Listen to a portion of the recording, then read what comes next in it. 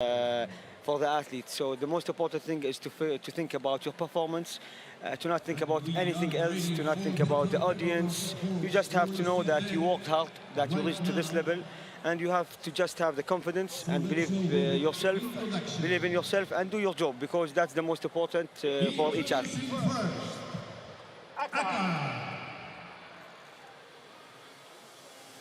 Coming from Hong Kong, China. Number 2, other players standing. Number 4, other world ranking. Silver medals in Baku seniors and rubber. Bronze medal in Tokyo at the Olympic Games. And now she goes the big prize. Please welcome What an introduction from the ring speaker. The philosophy of Lamu Grace: don't limit yourself, and she certainly doesn't do that. right now.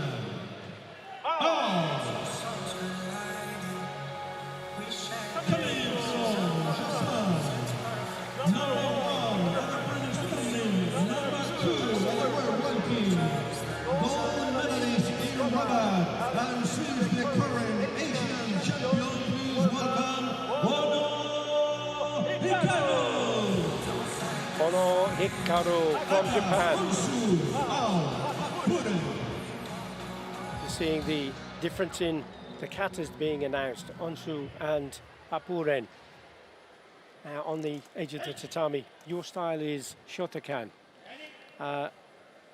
What do you feel about the performance that we are about to see? I think now it's, in my point of view, it will be a great final, because both of the athletes, they are strong athletes. They have a great result recently. Grace Lau from Hong Kong, she's the Olympic Games bronze medalist. She's doing Unshu, and Unshu is like the Unshu we have in Shotokan, but it's the other style. So I think it will be interesting, sorry.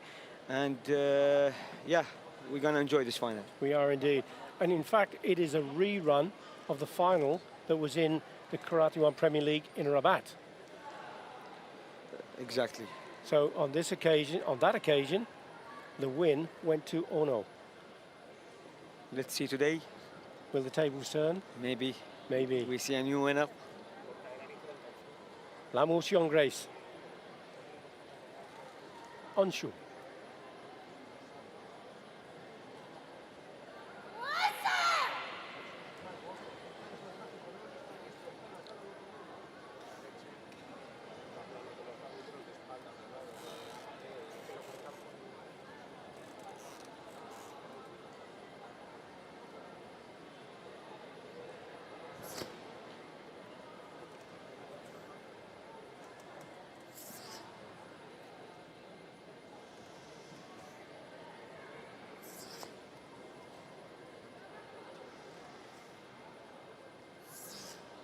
Talk us through the kata. Salman, what's going on? How did she feel? What are those stances like? I can say like Grace is one of the athletes that is always working so hard for any tournament, for any goal she have in her mind. So always when we see her doing a kata, like it's always a high level kata, speed, strength, balance, everything is so good.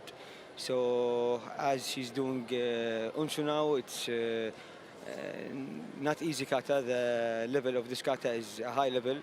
That's why she's doing it in the final. So far, it's great. What makes her choose this kata in this contest? Well, it depends on maybe on the opponent. Some athletes, every single athletes have their own strategies. Some athletes have one strategy and they don't change it. They always choose the same katas in all the rounds and the middle bouts. And some athletes choose some katas just for the middle matches. So it depends. Of course, you have to study your opponent first. You know that you are facing who in the final or in the bronze medal match. So all these things matters. It's a great deal to consider then, isn't there? Yeah.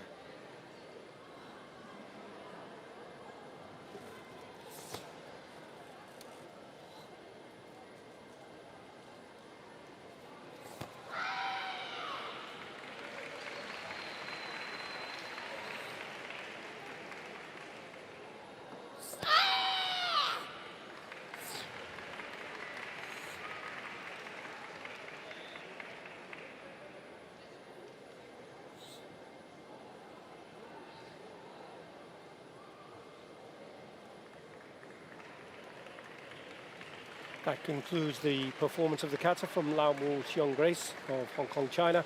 And it is just down to the judges to decide what those scores are. Now, the grand winner of the Karate One Championships, the world champion and the Olympic champion, Sandra Sanchez, has retired from competition. So that's left this female kata division wide open, isn't it, Salman? Exactly, because Sandra Sanchez was something I think phenomenal. Like no one else was like Sandra Sanchez. A great athlete, a great spirit, always on the trainings.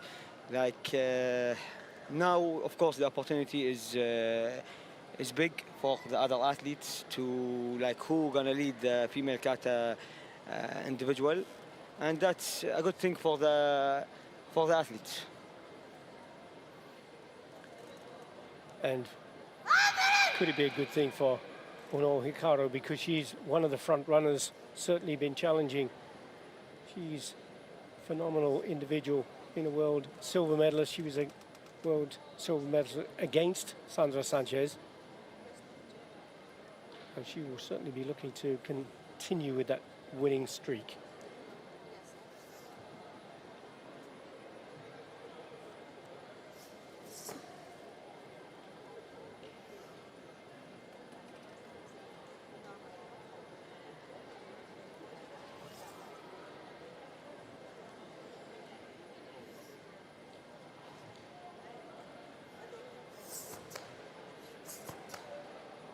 Very different kata, isn't it?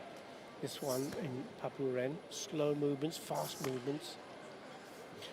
Yeah, exactly. We can see like even the rhythm of the kata of Papuren is much different than the rhythm that the other kata that Grace Lau from Hong Kong did.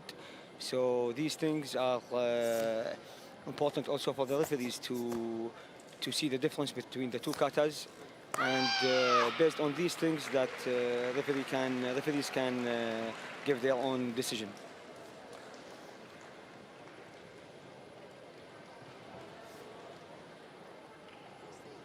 And what are the judges looking for in their assessment of the kata?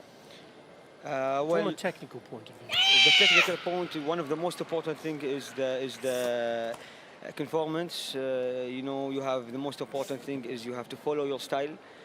For example, if you are a Shotokan athlete, you have to do the kibadachi. As a kibadachi, you cannot open the legs and make it wide like a shikodachi.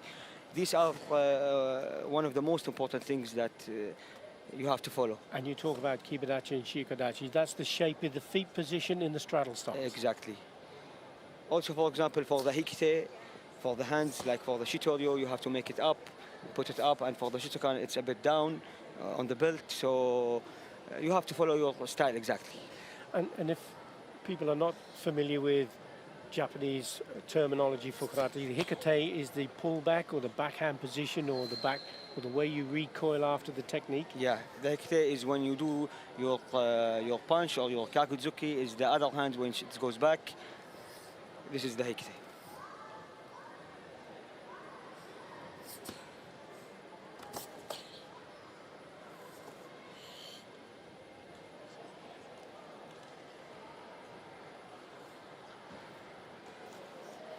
An important balance point.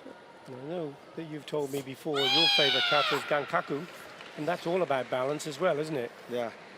So balance is important in the kata. So in gangaku it's something different because it's all about like the second half of the kata. You just perform the kata with almost one leg. But also in this kata, for example, in Papuren, there are some techniques and movements that you have to stand on only one leg, or the turns, the 360 turns, or 180 degrees. These all, like the most important thing on them is the balance. That concludes she performed the kata.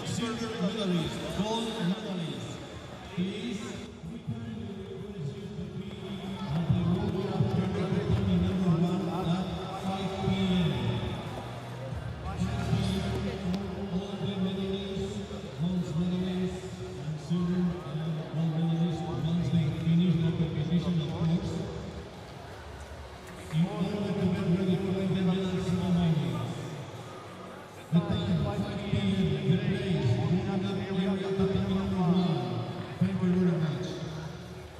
we're going